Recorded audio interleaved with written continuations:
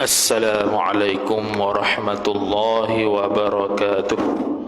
أعوذ بالله من الشيطان الرجيم. بسم الله الرحمن الرحيم.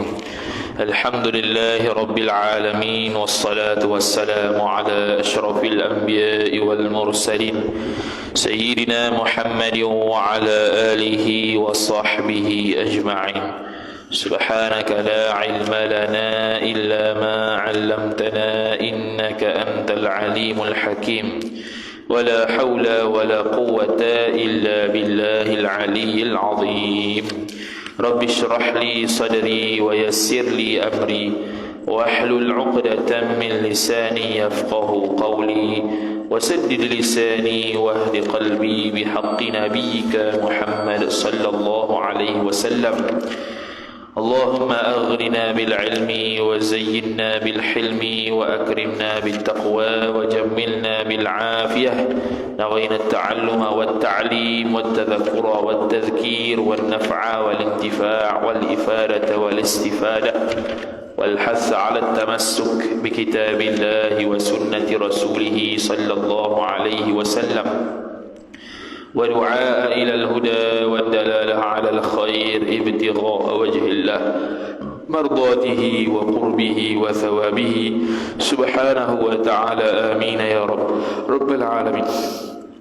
فصل أي هذا فصل، bermula ini satu fasal. Fil haidhi ay fi bayanil haidhi, pada menerangkan haid. Wan nifasi, ataf kepada al haidhi dan nifas. Wal wiladati, dan juga beranak. Ini suatu fasal pada menyatakan haid dan nifas dan wiladah. Wiladah ni beranak. Naktah bermula haid iaitu haid darah. Jadi bila kata haid, mana darah? Kalau dia tu tak ada darah, bukan haid. Tu lah.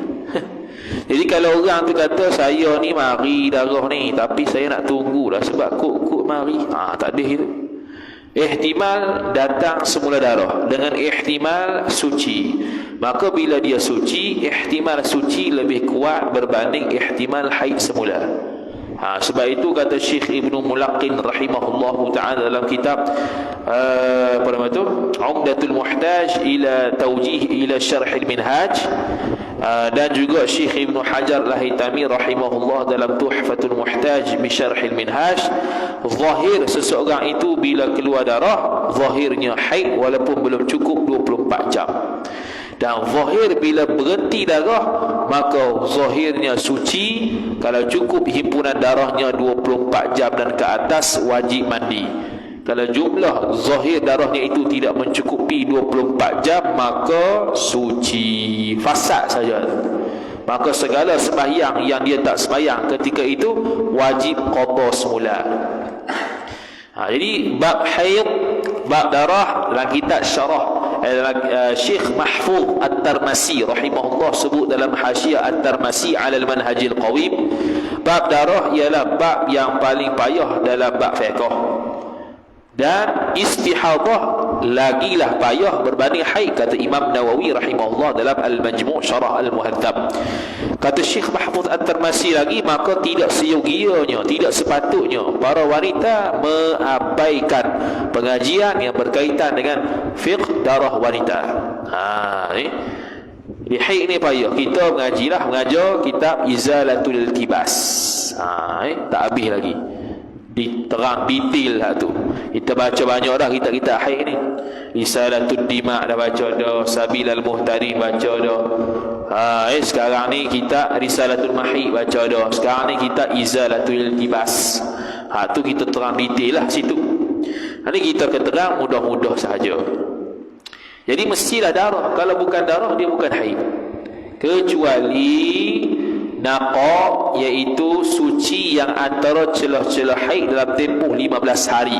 Tu khilaf ulama, adakah dia haid ataupun suci. Pandangan mu'tamad mazhab Syafi'i tetap haid walaupun tak ada darah, dia panggil haid pada hukum.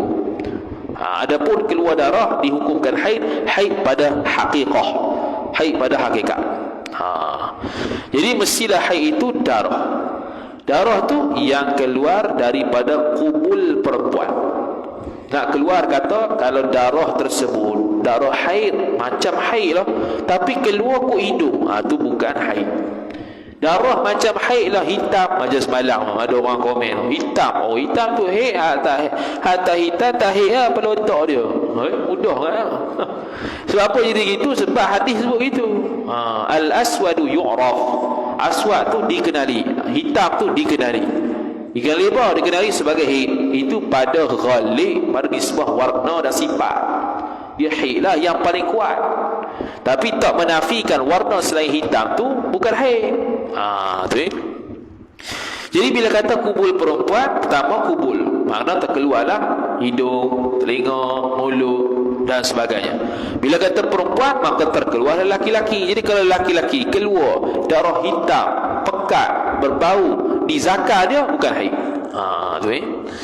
Di dalam sehatnya, yakni ketika sehatnya perempuan, bukan darah itu keluar dengan sebab sakit. Contoh, dia tu kanser parah, disahkan oleh doktor bahawasanya darah yang keluar itu darah yang hasil daripada sakit kanser contohnya. Sakit yang bahagian tu lah keluar darah. Jadi keluar darah, maka darah tersebut bukan darah haid, kerana darah tersebut keluar ketika mana tidak sihat dengan tiada sebab. Apa dia? Tak habis tu, yakni tiada sebab wiladah, tiada sebab beranak. Karena dengan sebab beranak, darah yang keluar selepasnya darah nifas, dia bukan darah haid. Tu takrif definisi haid. Dan sekurang-kurang umurnya umur haid 9 tahun. 9 tahun khilaf ulama, tahdidan atau taqriban. Kalau tahdidan betul-betul tepat 9 tahun. 9 tahun ni hijri. Contohnya 1 Muharram 1440 dia lahir. Cukup umur secara tahdidan ialah 1 Muharram 1409. Itu 9 tahun tahdidan. Kalau takriban, bawah 16 hari sebelum cukup tahdidan, itu takriban. Mana dia akan berkurang 1 Muharram 1409, kurang dia tu qadar tidak lebih daripada 16 hari. Bawah 16 hari sebelum mencukupi 1 Muharram keluar darah, hukum dia haid. Tapi kalau lebih 2 bulan sebelum, sebulan sebelum, 17 hari sebelum, 18 hari sebelum, 16 hari sebelum daripada cukup umur tahdidan keluar darah, fasad ataupun darah istihadah. Kalau berterusanlah waktu imkanul haid dengan waktu imkanul haid dengan tidak imkanul haid. Contohnya sebulan sebelum 9 tahun tahdid cukup, dia keluar darah. Darah tu darah fasad. Berterusan keluar sehinggalah sampai ke 10 hari sebelum cukup 9 tahun. Maka daripada hari yang ke-15, 14, 13, 12, 10 yang keluar darah, haid. Sebab dia masuk pada waktu imkanul haid, pada waktu kemungkinan boleh dihukumkan haid, kerana sudah cukup 9 tahun taqriban. Itu takriban 9 tahun taqriban. Itu maksud dia. Habis. Itu pandangan mu'tamad dalam madhab Syafi'i. 9 tahun takriban cukup. Dia ada khilaf. 9 tahun ni ada yang pendapat kata awal 9 tahun, ada pendapat kata pertengahan 9 tahun, ada pendapat kata 9 tahun cukup. 9 tahun cukup, itulah pandangan mu'tamad madhab Syafi'i. Tu Dan sekurang-kurang lama haidnya tu kena pada haid dah 1 hari dan 1 malam. Sekurang-kurang haid ialah sehari semalam. Sehari semalam ni sama ada terputus-putus atau bersambung sehari semalam. Kalau bersambung sehari semalam, maksudnya ialah, kata Syekh Ar-Ramli rahimahullah dalam Nihayatul Muhtaj ila Syarhil Minhaj, dia kata apa? Contohnya pertengahan siang hari keluar darah, berterusan sampai pertengahan siang hari pada keesokannya, itulah sehari semalam. Contoh, hari pertama 1 hari bulan jam 2 petang. 24 jamnya ialah hari yang kedua jam 2 petang. Itu baru sehari. Bukannya masuk waktu maghrib hari yang baru, hari yang kedua, bukan. Jadi kalau 15 hari 15 malam, maksudnya 1 hari bulan jam 2 petang sampai 16 hari bulan jam 2 petang. Tu cara kira tempoh haid. Haid ni tak ramai orang yang reti. Jelas dalam Malaysia ni tak ramai orang yang reti, hatta orang yang belajar sekalipun, hatta orang tu ijazah sarjana muda syariah lulus dengan cemerlang sekalipun. Dia tak cemerlang mana tu, bohong je. Kemudian apa tadi? Hilang dah. Bohong kat orang sehari semalam sama ada terputus-putus. Apa maksud terputus-putus? Iaitu terputus-putus dalam tempoh 15 hari 15 malam. Kata Imam Al-Haramain dalam Nihayatul Matlab fi Dirayatul Madhab, kata Imam Al-Baghawi dalam At-Tahdzib fi Fiqhil Imam Syafi'i, iaitu kalaulah himpunan darah dalam tempoh 15 hari 15 malam itu cukup sehari semalam dan ke atas, semuanya itu haid pada hari-hari yang keluar darah. Celah-celahnya suci itu pandangan mu'tamad qaul as-sahbi haid. Pandangan yang kedua qaul al-laqti atau qaul at-talfiq itu suci. Tu. Jadi kalau contoh, kalau seorang tu mari darah hari pertama 2 jam, hari kedua 2 jam, hari ketiga 2 jam, ataupun gila kita buat yang tak ada tu. Hari pertama sejam berhenti, hari kedua sejam berhenti, hari ketiga sejam. Begitulah berterusan sampai hari ke-15. Nak masuk hari ke-16, sejam. Himpun semua tu tak cukup 24 jam. Maka semua tu darah fasad. Semua tu adalah darah fasad, bukan darah haid. Tak ada satu pun darah haid sebab tidak cukup 24 jam bila kita himpun. Tapi dari sudut praktikal, bila datang darah pada hari imkanul haid, wajib dia tak sembahyang. Wajib dia tak sembahyang, tak boleh puasa dan sebagainya. Tiba-tiba berhenti, wajib hukum zahirnya suci. Kena sembahyang pula. Itulah seterusnya sampailah tempoh 15 hari 15 malam. Kalau andai kata 24 tu cukup tapi lebih daripada 15 hari 15 malam, contohnya setiap hari keluar sejam sampai hari ke-30 keluar sejam, himpun baru cukup 24 jam. Hak tu semuanya fasad berlaku. Sebab apa? Sebab nak kata haid itu 24 jam himpunannya mesti dalam tempoh 15 hari 15 malam, bukan lebih daripada 15 hari 15 malam. Semua tu fasad berlaku.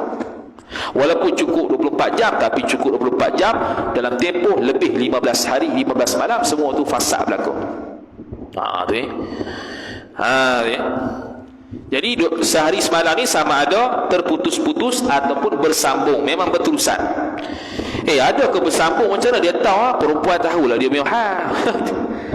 Dan bersambung tu pula bukan bermakna dia tengok semua spenda dia, bukan.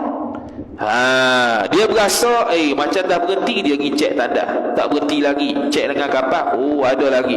Dia kira haid.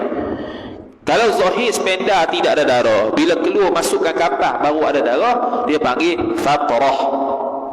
Tak ada khilaf, haid. Dia panggil fatrah. Itu istilah dia. Jadi kenapa sehari semalam sekurang-kurang haid? Kerana istiqra' Imam Syafi'i radhiyallahu taala anhu. Istiqra' kajian, istiqra' naqis, kajian yang tidaklah menyeluruh tapi memberi faedah dhan. Kerana fiqh ni memadai memberi faedah dhan, maka dia buat istiqra', dia tanya habis orang perempuan sekitar kawasan dia di zaman dia, kata sehari semalam lah sekurang-kurang haid. Kerana apa dia kata kena buat kajian baru tahu? Kerana tidak ada topik yang jelas daripada syarak, sama ada Al-Quran ataupun hadis berkaitan dengan sekurang-kurang haid. Ada hadis Nabi SAW 2-3 hadis yang secara jelas Nabi SAW sebut sekurang-kurang haid 23 hari, sebanyak-banyaknya 10 hari. Kata Imam Nawawi rahimahullah ta'ala dalam kitab Al-Majmu' Syarah Al-Muhadzab, hadis-hadis itu tertolak untuk buat hujjah kerana hadisnya dhaif. Hadisnya adalah dhaif. Dijawab oleh ulama mazhab Hanafi bahwasanya hadis yang dhaif kalau banyak dia akan jadi hasan li ghairihi. Bila hasan li ghairihi boleh buat hujah. Tu. Bahagi tu pula. Jadi kita mazhab Syafi'i sehari semalam. Tu Jadi kalaulah kurang daripada sehari semalam, maka nyatalah darahnya adalah darah fasad. Tapi zahir praktikal mestilah dia hukum haid pada zahir walaupun belum cukup 24 jam. Dan kalaulah dia syok, sampai ke 24 jam, sampai ke dok khilaf ulama jadi haid ataupun tidak. Jadi kalau dia syok, cukup ke dok 24 jam cukup ke dok 24 jam dalam tempoh 15 hari 15 malam ni, khilaf ulama dikira haid ataupun fasad, khilaf. Dan darah haid ini pula tak kira sifat apa yang keluar, bau busuk ke tak busuk ke, asalkan dia masih dalam warna yang diiktiraf oleh mazhab Syafi'i 5 warna haid. Yang pertama hitam, yang kedua merah, yang ketiga perang, yang keempat kuning, yang kelima keruh. Kuning dan keruh khilaf ulama 7 pendapat, tapi pandangan mu'tamad tetap haid kalau berada pada tempoh kemungkinan boleh dihukumkan haid. Habis itu. Kemudian sebab apa kuning dengan keruh itu dihukumkan haid? Kerana dia itu termasuk di kalangan adza, kotoran. Yang mana Allah Subhanahu wa taala sebut wa yas'alunaka 'anil mahiyid qul huwa adza. Mereka bertanya kepada engkau wahai Muhammad tentang haid, katakanlah dia tu kotor. Sebahagian daripada kotor tentang kuning dan keruh. Itu mazhab Syafi'iyah yang mu'tamad. Sama ada dia berbeza dengan adat dulu ke, sama dengan adat dulu ke, tetap semua haid kalau masih dalam tempoh 15 hari 15 malam, cukup 24 jam dan ke atas. Punya mudah ya kaedah mazhab kita. Habis. Kemudian kata musannif rahimahullahu taala, dan kebanyakan haid itu ghalibnya 6 hari atau 7 hari, dengan malamnya, dengan tulang 2 kali, dengan malamnya malam 7 dan 6 hari. Ini ghalib lah. Dan sebanyak-banyak haid itu 15 hari. Sebanyak-banyak haid itu 15 hari 15 malam. Yang ni maksudnya dalam tempoh 15 hari ni, kalau dihimpunkan darah-darah yang keluar, tempoh darah yang keluar tu cukup qadar sehari semalam dan ke atas. Walaupun dia tak bersambung, walaupun dicelahi dengan naqaq. Naqaq ni tak ada darah. Naqaq ni zahir farah, tak ada darah, dicek dengan kapak, tak ada darah. Tu dia panggil naqaq. Naqaq tidak semestinya tuhur. Tuhur tak semestinya naqaq. Dia panggil alaqah umum khusus min wajhin.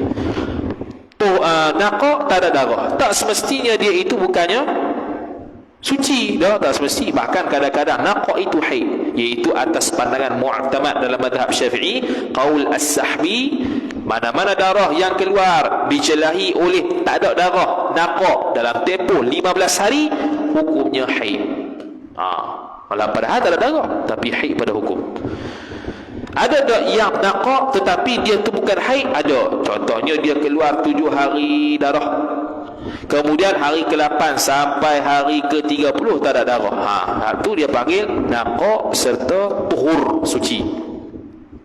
Tuhur ni hukum suci, naqaq ni tak ada darah. Kita suka terjemah begitu supaya dapat beza. Naqaq ni tak ada darah, tuhur ni hukum suci. Dan tuhur bila hukum suci, tak mestinya dia mesti tak keluar darah tak. Kadang-kadang dia keluar darah dan tuhur, iaitu contoh dalam bab istihadah. Istihadah tu tuhur tetapi dia ada darah. 20 hari merah belaka. Okey, kalau dia tu mubtadaah ghairu mumayyizah, sehari semalam haid, selebihnya adalah istihadah. Istihadah tu tuhur. Tuhur tu maksud apa dia? Wajib sembahyang, wajib puasa. Kalau dia tak buat, wajib qada. Tu tuhur. Habis. Kemudian kata musannif rahimahullahu taala, 15 hari 15 malam.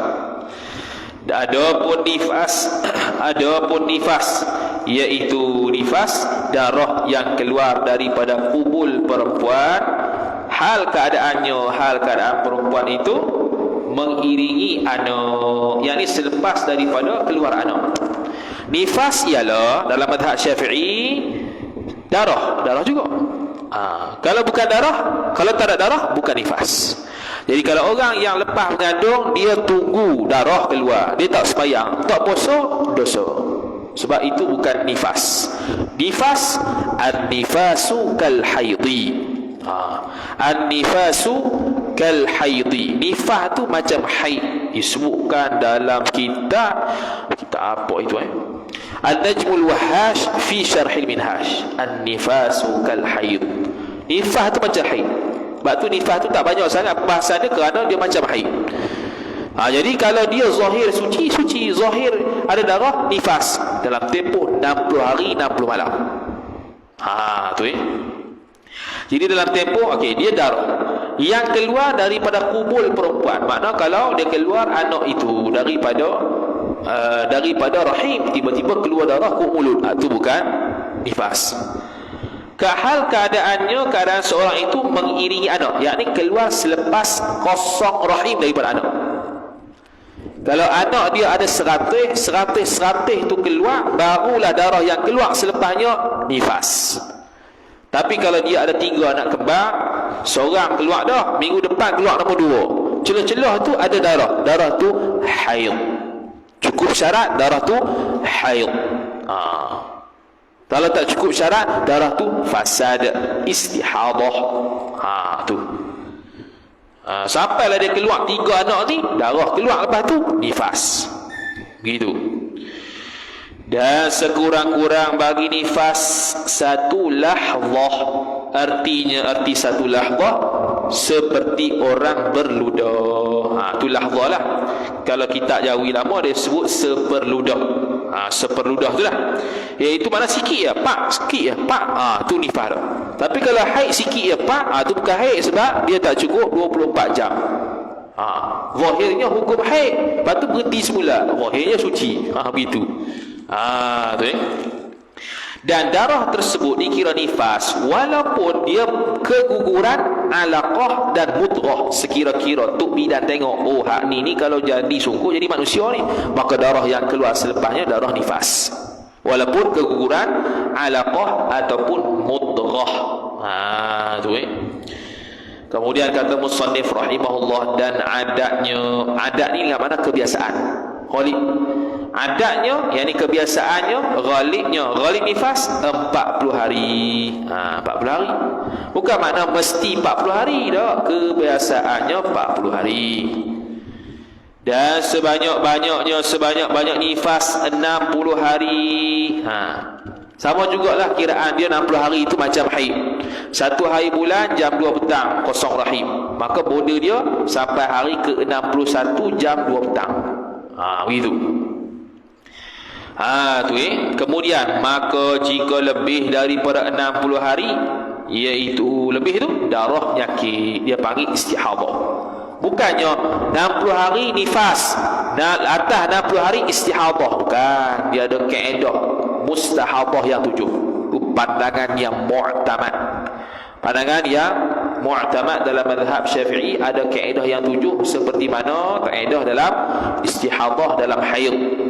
Bukannya keluar 17 hari darah, 15 hari haid, 2 hari istihadah. Sesat.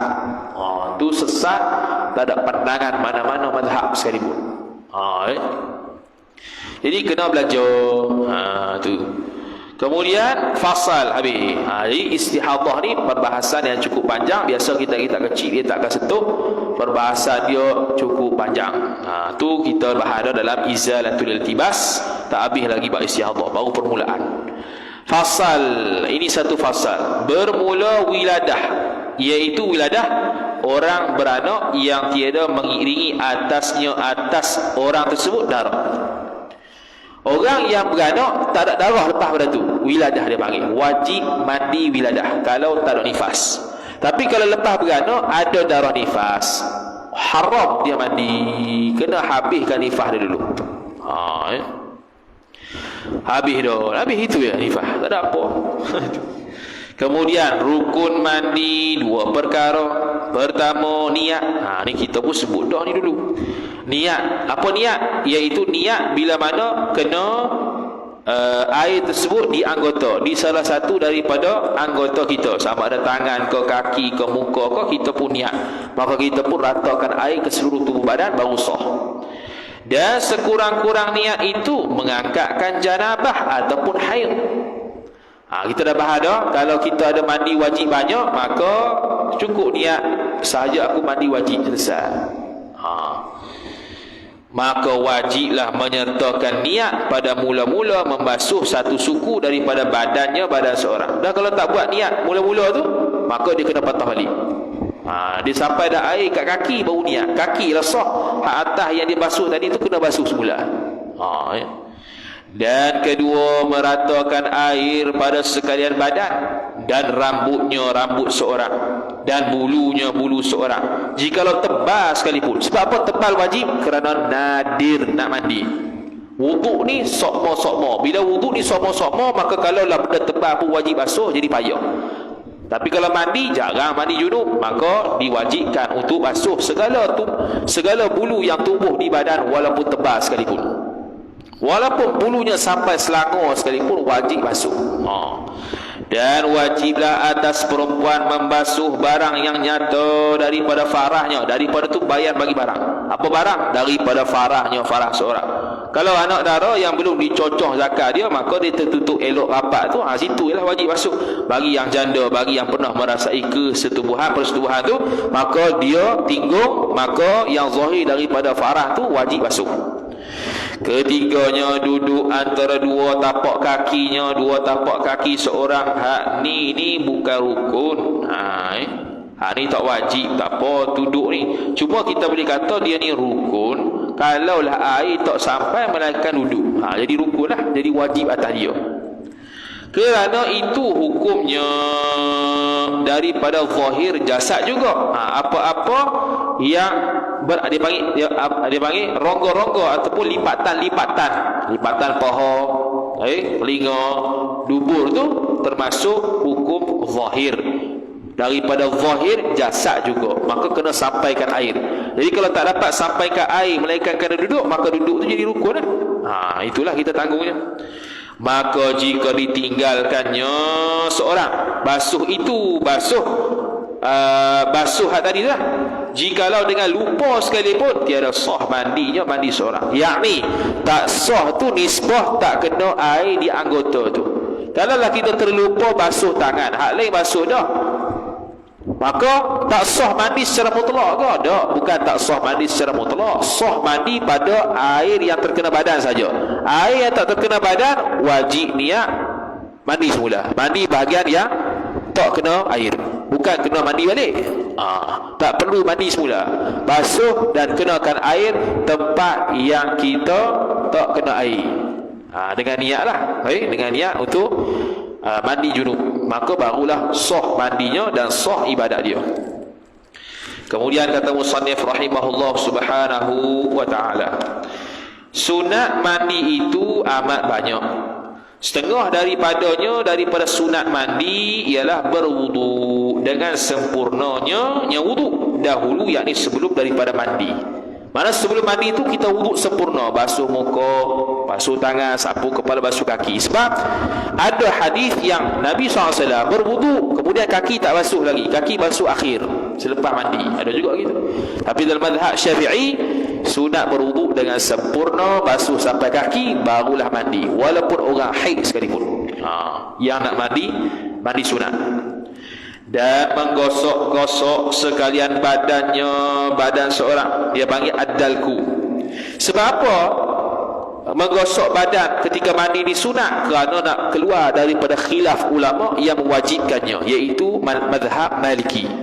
Mazhab Maliki mengatakan wajib ad-dalku, wajib dia menggosok anggota tubuh badan sama ada mandi ataupun tengah berwuduk. Kemudian sunat pula menggosok tadi itu setiap kali kita basuh badan lah. Sama ada kita buat sekali, 2 kali, 3 kali, sunat gosok belaka. Sunat gosok belaka. Bahkan dalam kitab Tuhfatul Muhtaj bi Syarhil Minhaj, Syekh Ibnu Hajar Al-Haytami rahimahullahu taala sebut, tidak menjadi mudarat, mengakhirkan, melewatkan gosok daripada basuh. Kita nak basuh dulu baru gosok pun boleh, kita nak gosok dulu baru basuh pun boleh. Dua-dua tu dapat sunat belaka. Bukannya perlu basuh dulu baru gosok. Tak syarat begitu untuk dapat pahala sunat. Dan sunat dimulakan mandi dengan menuangkan air daripada lambung kanan tiga kali, dan pada kiri tiga kali. Okey. Dia sebenarnya dalam kitab Bushral Karim kita ni dia sebut kaifiat untuk menuangkan air. Okey, menuangkan air pertama-tama sebelum kanan ialah di atas kepala. Kenapa awal-awal basuhan ataupun limpahan air, tuangan air itu ke atas kepala? Kerana ittiba' Nabi sallallahu alaihi wasallam. Nabi sallallahu alaihi wasallam mulakan basuh kepala dulu. Mana tuang kepala dulu. Dan bila tuang kepala pula, bila kita mandikan kepala, tak sunat kita ambil kanan kepala kemudian kiri kepala, tak ada. Kepala ni kira satu anggota, tidak ada kanan dan kiri baginya. Maka terus saja perah gitu ya. Kemudian lepas daripada basuh kepala, lepas kita tuang air di atas kepala, maka barulah kita tuang pula air ke atas belah kanan. Belah apa? Belah kanan. Belah kanan yang belah depan. Kemudian belah kanan yang belah belakang. Kemudian belah kanan yang belah kiri, kiri depan. Kemudian belah kiri yang belakang. Itu tertib dia. Kepala, kanan depan, kanan belakang, kiri depan, kiri belakang. Tu. Serta diratakan tiap-tiap sekali pada suku-suku, yakni juzuk-juzuk, bahagian-bahagian badannya, badan seorang. Tiap kali dia basuh tu mestilah dia ratakan air seluruh tubuh badan 3 kali tu. Kali pertama rata air, kali kedua rata air, kali ketiga rata air. Tapi kalau kali pertama tak rata air, kali kedua tak rata air, kali ketiga baru rata air seluruh tubuh, dia kira satu. Dia kira sebagai satu. Dan sunat menghadap kiblat. Ni mandi junub. Sunat hadap kiblat.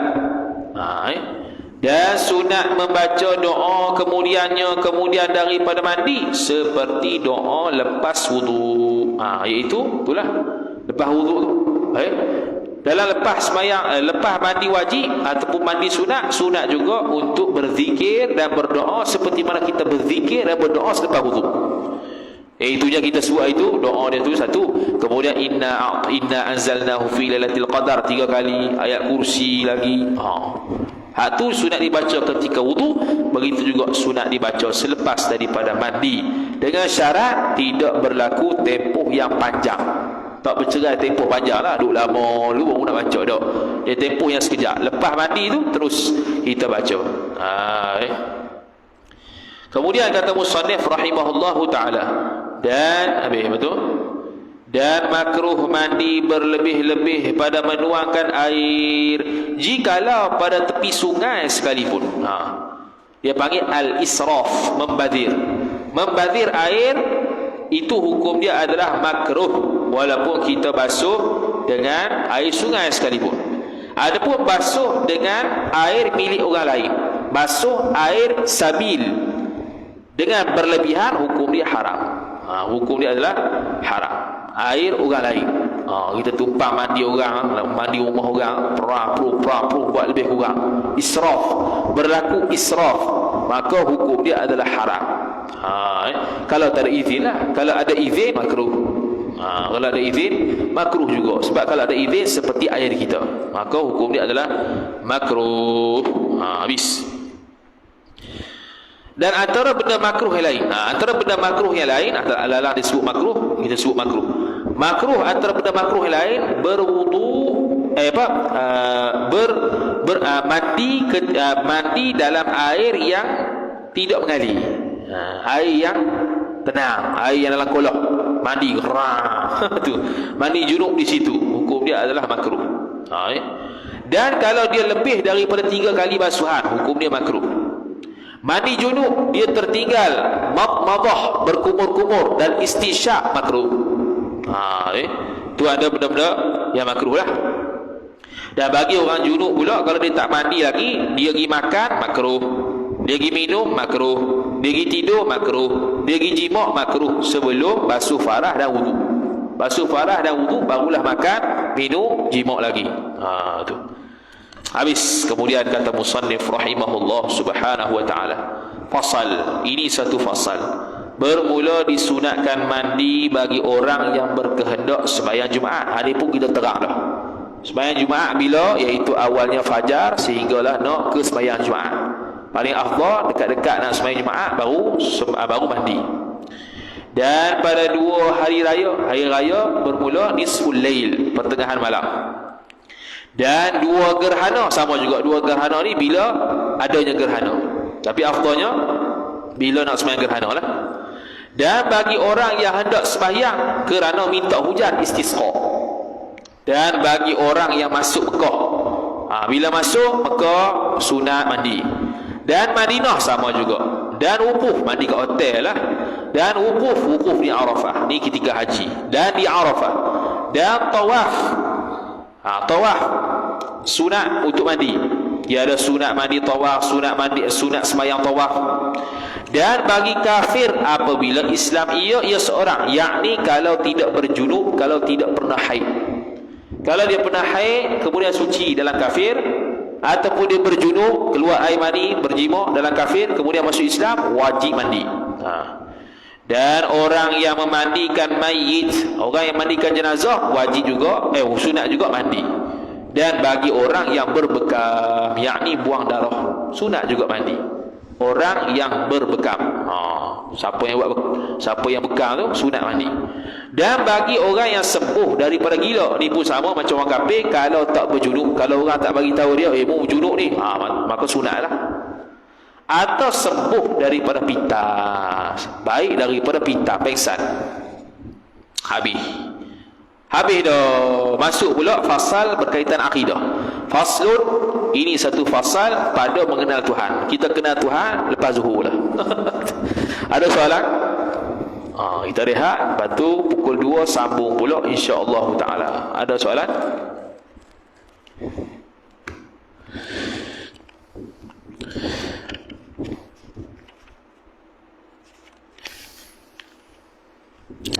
Tada?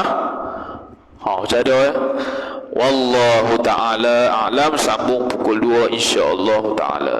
A'udzu billahi minasyaitonir rajim. Bismillahirrahmanirrahim. Alhamdulillahi rabbil alamin wassalatu wassalamu ala asyrafil anbiya'i wal mursalin sayyidina Muhammadin wa ala alihi wa sahbihi ajma'in. Allahumma zidna ilma warzuqna fahma. Allahumma zidna ilma warzuqna fahma. Allahumma zidna ilma warzuqna fahma. Wa sallallahu ala sayyidina Muhammad وعلى آله وصحبه وبارك وسلم والحمد لله رب العالمين والسلام عليكم ورحمة الله وبركاته.